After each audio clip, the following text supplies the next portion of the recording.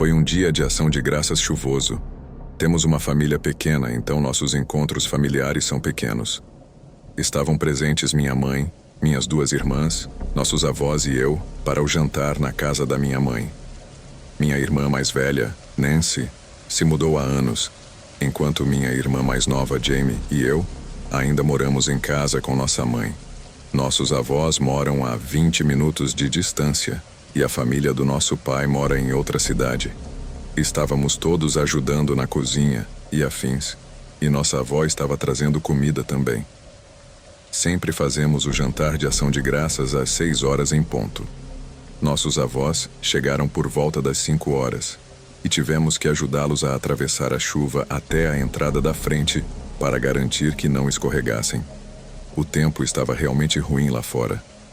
Depois que chegaram, colocamos o jogo de futebol americano na sala de estar, e eu me sentei com meus avós para assistir ao jogo.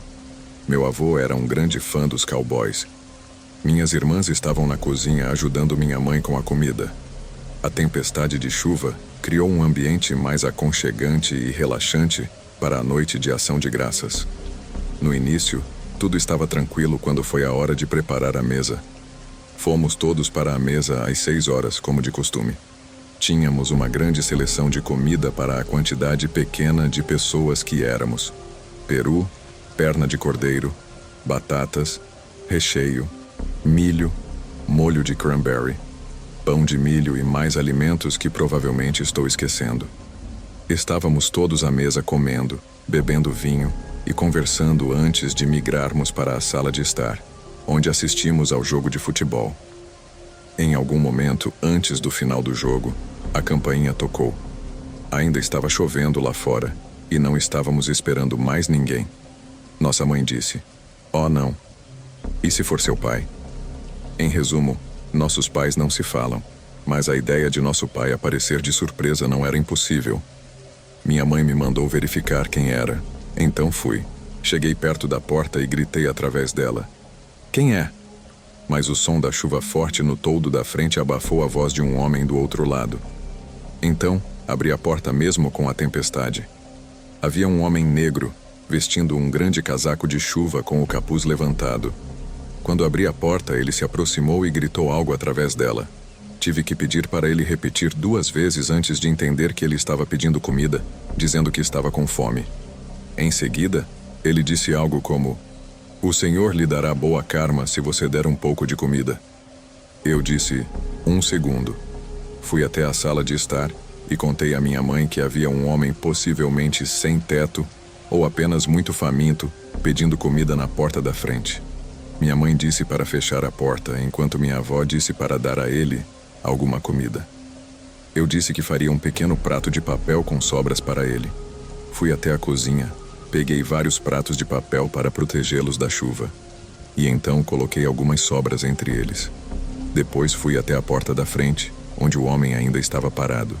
Segurando o prato para mostrar a ele, ele tentou abrir a porta.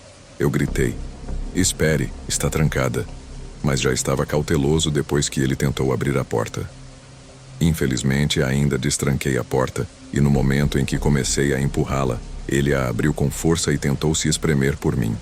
Joguei imediatamente a comida e o segurei para trás, gritando para minhas irmãs virem me ajudar.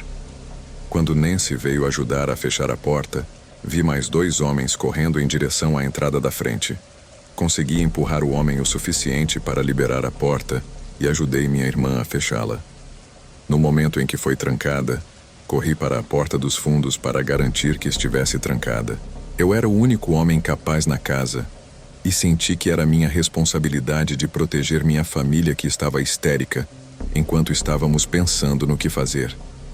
Não tão surpreendentemente, decidimos ligar para a polícia.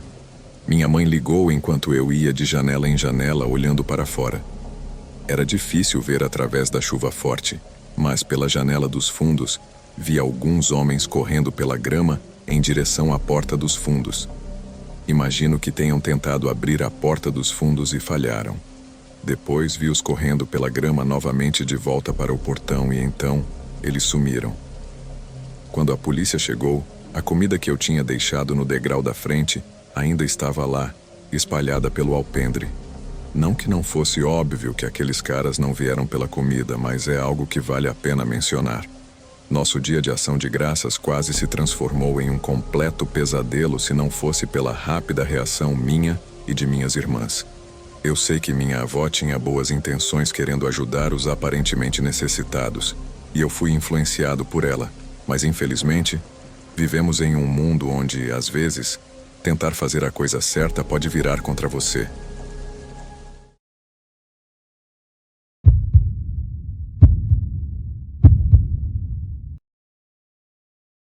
Era noite de ação de graças e eu estava na casa dos meus pais para o jantar, já que eles estavam hospedando este ano. Tive a oportunidade de ver alguns primos e tios que não via há quase um ano. Tivemos uma reunião de ação de graças típica para nossa família. Meus pais prepararam uma grande refeição como de costume. Antes do jantar, porém, recebi uma mensagem longa de um número desconhecido. Não vou compartilhá-la, pois contém muitos detalhes pessoais reveladores, mas começou com um: "Oi, Melissa. Espero que seu dia de ação de graças esteja indo bem." Logo percebi quem era.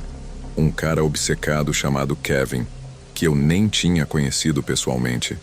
Nós tínhamos combinado em um aplicativo de namoro e trocado mensagens por um tempo, mas nunca nos encontramos. Ele transmitia vibes obsessivas, e quando o rejeitei educadamente, dizendo que não achava que tínhamos muito em comum, ele ficou ainda mais obsessivo e agressivo. Chegou ao ponto de me ameaçar quando postei uma história no Snapchat com uma amiga tomando drinks, porque ele achava que eu estava em um encontro com outro cara. Foi então que o bloqueei em tudo: Snapchat, Instagram e até mesmo seu número. No entanto, o contato não parou. Eu recebia contas aleatórias no Instagram com 0 seguidores tentando me seguir e bloqueava cada vez. O mesmo acontecia no Snapchat, com contas aleatórias me adicionando, cada uma com nomes diferentes de caras, e sempre com pontuações 0. Depois de ler a mensagem completa, fiquei horrorizada. Ele estava me manipulando psicologicamente e fazendo ameaças veladas. Respondi que, se ele continuasse me contatando, eu iria à polícia. Demorei tanto para formular a resposta que minha avó ficou irritada e me pediu para guardar o celular. Ele ficou fora de vista e fora da minha mente por meia hora, antes de receber outra mensagem de outro número aleatório. Era mais um ensaio, mas eu não queria arruinar completamente meu humor e ficar mexendo no celular enquanto estava com a família. Guardei o telefone e tentei me concentrar na conversa. Quando a família começou a sair e as coisas começaram a desacelerar, peguei meu celular e verifiquei a mensagem e ela era perturbadora, mais longa que a primeira.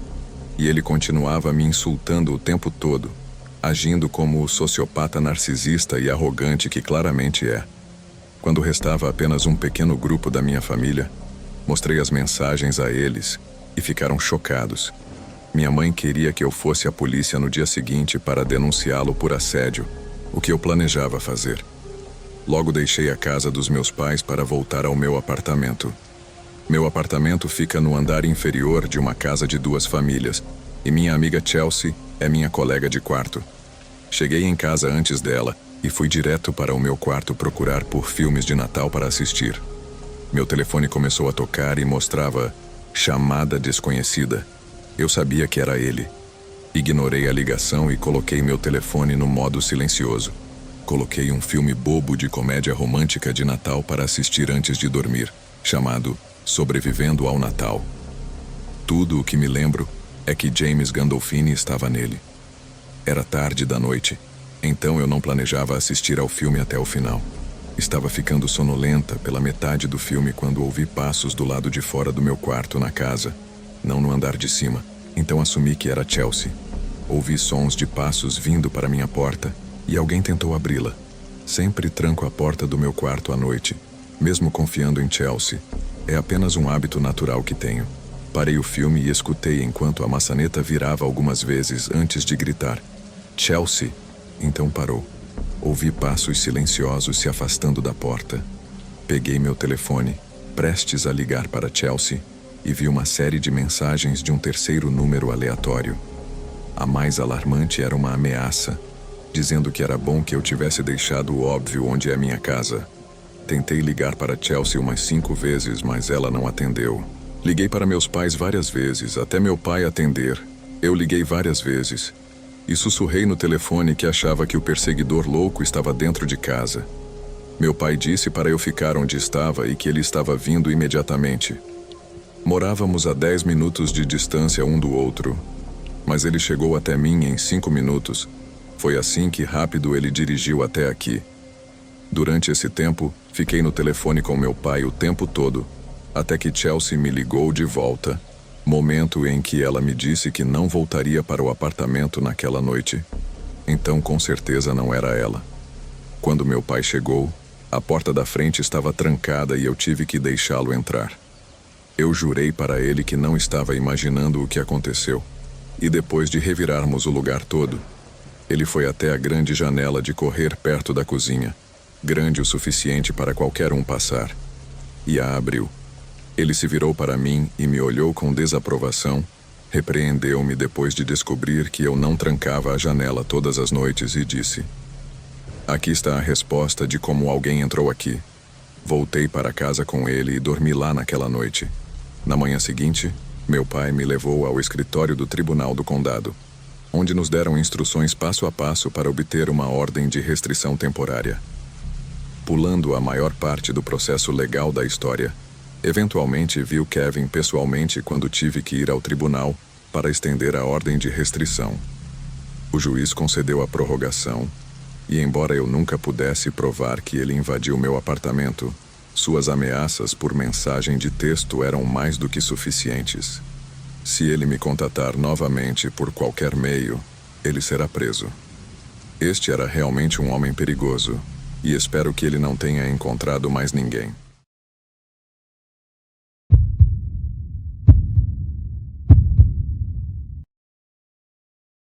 A maior parte da minha família mora em uma área rural da Flórida Central, mais próxima da costa leste. Meu tio Ben estava hospedando o Dia de Ação de Graças em um ano. A casa dele fica em frente a um grande lago, com cerca de outras 5 casas. Não quero mencionar o nome do lago ou da cidade para não expor meu tio. Basicamente não é uma casa chique como você está imaginando. Confie em mim. É rústica, mas privada e espaçosa. Meu tio é meio caipira, mas ele torna nossos encontros festivos mais divertidos. Ele hospedar o Dia de Ação de Graças significava que ele ia caprichar, transformando-o em uma espécie de festa, com música, cornhole, coolers cheios de cerveja e tudo mais. Chegamos à casa dele por volta das 3 da tarde. Tomamos algumas cervejas, comemos alguns petiscos como batatas fritas e molho, e jogamos jogos de bebida juntos. Jogos de cartas, cornhole e até basquete com meu primo. Embora o basquete não tenha durado muito tempo com 3 cervejas e montes de batatas fritas em nossos estômagos. Isso continuou por algumas horas, com música alta de uma forma incomum de celebrar o Dia de Ação de Graças, eu sei. Então, quando começou a escurecer por volta das 17h30, a tia Mel e o tio Ben começaram a trazer a comida para a mesa. Eles montaram a mesa sob o grande gazebo.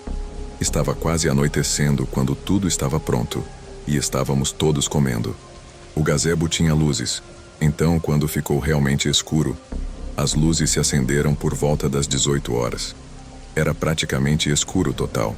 Meu tio é provavelmente o único vivo que insiste em fazer o jantar de ação de graças ao ar livre.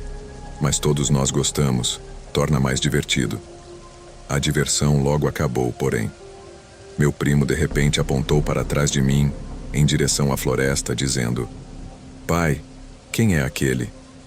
Tio Ben virou-se e disse: "Quem está aí?" Um homem estava parado na frente da floresta como uma estátua, nos observando comer. Tio Ben levantou-se e começou a andar na direção do cara, que estava parado perto da floresta. Então ele gritou: "Posso ajudar em alguma coisa?" Eu diria que ele estava a cerca de metade do caminho até a floresta, quando o cara virou-se e correu para dentro da mata. Tio Ben virou-se e riu.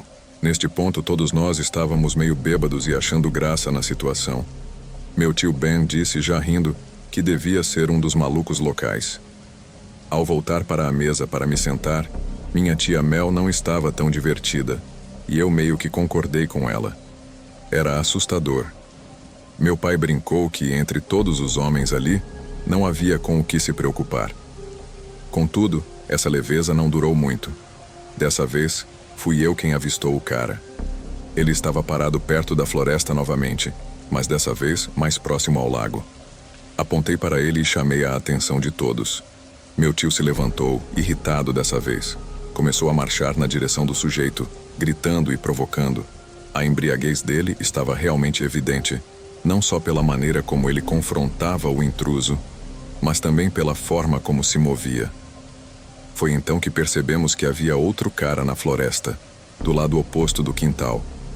Quando o sujeito que meu tio Ben se aproximava correu novamente para dentro da mata, o outro ficou onde estava. Quando meu tio voltou para a mesa, avisamos que havia outro. Eu, meu primo e meu pai nos levantamos, prontos para ajudar meu tio a lidar com essas pessoas.